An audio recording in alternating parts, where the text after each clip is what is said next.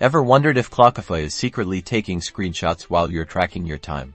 Let's get straight to the point. Clockify, in its standard form, does not have a built-in screenshot feature. What you see here is the standard Clockify interface. There's no button or setting that enables capturing screenshots. Navigate through the settings. You won't find anything related to screen monitoring.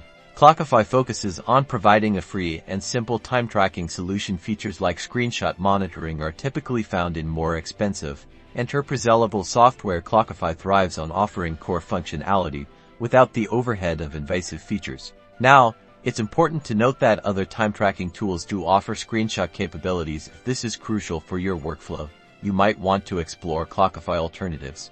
But remember to weigh the pros and cons, especially regarding privacy.